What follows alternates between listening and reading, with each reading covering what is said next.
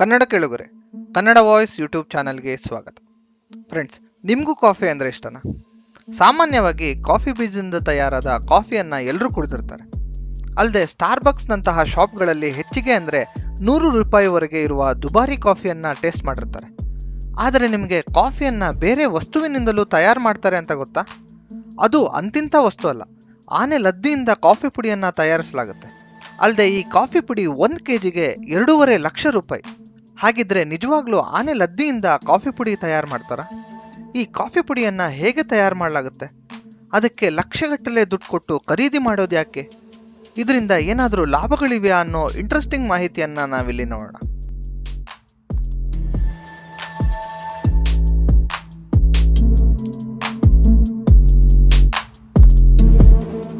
Friends, ನಾವು ಆನೆ ಲದ್ದಿಯಿಂದ ಹೇಗೆ ಕಾಫಿ ಪುಡಿಯನ್ನು ತಯಾರಿಸ್ತಾರೆ, ಅದಕ್ಕೆ ಯಾಕೆ ಅಷ್ಟೊಂದು ಬೆಲೆ, ಅದರಿಂದ ಏನೆಲ್ಲ ಲಾಭಗಳಿವೆ ಅನ್ನೋದನ್ನು ತಿಳ್ಕೊಳ್ಳೋಕ್ಕೆ ಮೊದಲು ಕಾಫಿ ಇತಿಹಾಸವನ್ನು ಸ್ವಲ್ಪ ನೋಡೋಣ. ಭಾರತಕ್ಕೆ 17ನೇ ಶತಮಾನದಲ್ಲಿ ಕಾಫಿ ಪರಿಚಯವಾಗಿದೆ. ಕೆಲವೊಂದು ಕಥೆಗಳ ಪ್ರಕಾರ ಯಾತ್ರಿಕರಾದ ಬಾಬಾ ಬುಡನ್ ಅವರು 1670ರ ಸಮಯದಲ್ಲಿ ಯಮನ್ನಿಂದ ಭಾರತಕ್ಕೆ 7 ಕಾಫಿ ಬೀನ್ಸನ್ನು ಕಳ್ಳತನದಿಂದ ತಂದರು ಎನ್ನಲಾಗಿದೆ. ಯಾಕಂದರೆ ಆ ಟೈಮಲ್ಲಿ ಕಾಫಿ ಬೀಜಗಳನ್ನು ತೆಗೆದುಕೊಂಡು ಹೋಗೋದು ಕಾನೂನು ಬಾಹಿರವಾಗಿತ್ತು. ಇನ್ನು ಯಮನ್ನಿಂದ ತಂದ ಕಾಫಿ ಬೀಜಗಳನ್ನು ಕರ್ನಾಟಕದ ಚಂದ್ರಗಿರಿ ಬೆಟ್ಟದಲ್ಲಿ ನೆಟ್ಟರು ಅಂತ ಹೇಳಲಾಗಿದೆ. ಅನಂತರದ ದಿನಗಳಲ್ಲಿ ಡಚ್ಚರಿಂದ ದೇಶಾದ್ಯಂತ ಕಾಫಿ ಬೆಳೆ ಜಾಸ್ತಿ ಆಗೋಕ್ಕೆ ಸಹಾಯ ಮಾಡಿದರು. ಮುಂದೆ ಬ್ರಿಟಿಷರ ಆಗಮನದಿಂದ ಕಾಫಿ ವಾಣಿಜ್ಯ ಕೃಷಿಯಾಗಿ ಅಭಿವೃದ್ಧಿಗೊಂಡಿತು. ಪ್ರಸ್ತುತ ದೇಶದಲ್ಲಿ 43% ಜನ ಕಾಫಿಯನ್ನು ಕುಡಿತಾರೆ ಅಂತ ಮಿಂಟಲ್ ರಿಪೋರ್ಟ್ನ ಸರ್ವೆಯಿಂದ ತಿಳಿದಿದೆ. ಇನ್ನು ನಾವು ಹೇಳ್ತಿರೋ ಆನೆ ಲದ್ದಿ ಕಾಫಿ ವಿಷಯಕ್ಕೆ ಬಂದರೆ, ಇದು ಯಾರಿಗೂ ಗೊತ್ತೇ ಇಲ್ಲ ಅಂತಲ್ಲ. ಇದಕ್ಕೆ ವಿಶ್ವಾದ್ಯಂತ ಅನೇಕ ಫ್ಯಾನ್ಗಳಿದ್ದಾರೆ. ಹಾಗೆ ತುಂಬ ಬೇಡಿಕೆ ಕೂಡ ಇದೆ. ಹೀಗಾಗಿ ಇದಕ್ಕೆ ಹೆಚ್ಚಿನ ಬೆಲೆ. ಅಂದಹಾಗೆ ಆನೆ ಲದ್ದಿಯಿಂದ ತಯಾರಾಗುವ ಈ ಕಾಫಿ ಹೆಸರು ಬ್ಲ್ಯಾಕ್ ಐವರಿ ಕಾಫಿ ಅಂತ.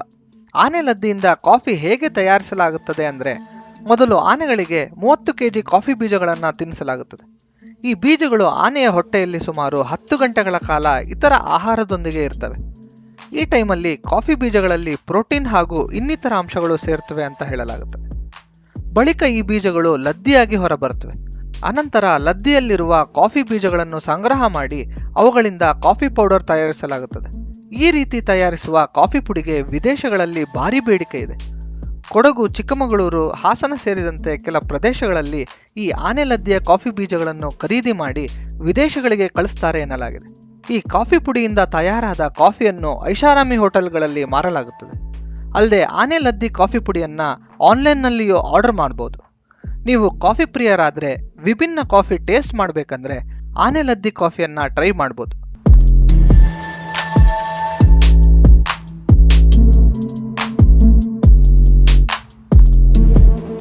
ಫ್ರೆಂಡ್ಸ್, ಆನೆ ಲದ್ದಿಯಿಂದ ಕೇವಲ ಕಾಫಿ ಮಾತ್ರವಲ್ಲ, ಜಪಾನ್ ದೇಶದಲ್ಲಿ ಕೆಲ ಬಿಯರ್ ತಯಾರು ಮಾಡುವಾಗ ಕೂಡ ಆನೆ ಲದ್ದಿಯನ್ನು ಬಳಸ್ತಾರೆ ಎನ್ನಲಾಗಿದೆ. ಆನೆ ಲದ್ದಿ ಬಳಸಿ ಮಾಡುವ ಬಿಯರ್ಗೆ ಉನ್ಕೊನೋಕೊರೋ ಅಂತ ಕರೆಯಲಾಗುತ್ತದೆ. ಆನೆ ಲದ್ದಿ ಬಗ್ಗೆ ಹೇಳ್ತಿದ್ದೀವಿ ಅಂದರೆ ಅದರಿಂದ ಆಗುವ ಇತರ ಪ್ರಯೋಜನಗಳನ್ನು ಕೂಡ ನೋಡಿಬಿಡೋಣ. ಆನೆ ಲದ್ದಿಯನ್ನು ರಸ್ತೆ ಗುಂಡಿ ಮುಚ್ಚಲು ಬಳಸುತ್ತಾರೆ. ಆನೆ ಲದ್ದಿಯಲ್ಲಿ ಅತಿ ಹೆಚ್ಚಿನ ನಾರಿನ ಅಂಶ ಇರುತ್ತದೆ. ಸೊ ಲದ್ದಿ ಒಣಗಿದ ನಂತರ ಗಟ್ಟಿಯಾಗಿ ಅಂಟಿಕೊಳ್ಳುವ ಸಾಮರ್ಥ್ಯ ಹೊಂದಿರುತ್ತದೆ. ಹೀಗಾಗಿ ರಸ್ತೆಯಲ್ಲಿ ಮಳೆಯಿಂದ ಉಂಟಾದ ಗುಂಡಿಗಳನ್ನು ಮುಚ್ಚಲು ಲದ್ದಿಯನ್ನು ಬಳಸ್ತಾರೆ. ಇನ್ನು ಆನೆಯ ಲದ್ದಿಯನ್ನು ಕಾಗದ ತಯಾರಿಕೆಯಲ್ಲೂ ಬಳಸಲಾಗುತ್ತದೆ. ಇಂಟ್ರೆಸ್ಟಿಂಗ್ ವಿಷಯ ಅಂದರೆ, ದಿನಕ್ಕೆ ಸುಮಾರು 110ಕ್ಕೂ ಅಧಿಕ ಕಾಗದಗಳನ್ನು ತಯಾರು ಮಾಡುವಷ್ಟು ಆನೆಯಿಂದ ಲದ್ದಿ ಸಿಗುತ್ತದೆ. ಹೇಗೆ ಹಸು ಕರುಗಳ ಸಗಣಿಯನ್ನು ಗೊಬ್ಬರವಾಗಿ ಬಳಸುವ ಹಾಗೆ ಆನೆ ಲದ್ದಿಯನ್ನು ಕೂಡ ಗೊಬ್ಬರ ತಯಾರಿಕೆಯಲ್ಲಿ ಬಳಸ್ತಾರೆ. ಹಾಗೆ ಸೊಳ್ಳೆ ನಿರೋಧಕವಾಗೂ ಬಳಸ್ತಾರೆ. ನೋಡಿದ್ರಲ್ಲ, ಆನೆ ಲದ್ದಿಯಿಂದ ಕಾಫಿ ಜೊತೆಗೆ ಎಷ್ಟೊಂದು ಪ್ರಯೋಜನಗಳಿವೆ ಅಂತ. ನೀವು ಬೇಕಿದ್ರೆ ಒಮ್ಮೆ ಆನೆ ಲದ್ದಿ ಕಾಫಿ ಟ್ರೈ ಮಾಡಿ. ಇದು ಇಂದಿನ ವಿಷಯ. ಇಂತಹ ಇಂಟ್ರೆಸ್ಟಿಂಗ್ ವಿಷಯಗಳಿಗಾಗಿ ಕನ್ನಡ ವಾಯ್ಸ್ ಯೂಟ್ಯೂಬ್ ಚಾನಲ್ನ ಸಬ್ಸ್ಕ್ರೈಬ್ ಮಾಡಿ. ಹಾಗೆ ಪಕ್ಕದಲ್ಲೇ ಇರೋ ಬೆಲ್ ಐಕಾನ್ ಮೇಲೆ ಕ್ಲಿಕ್ ಮಾಡಿ. ಧನ್ಯವಾದ.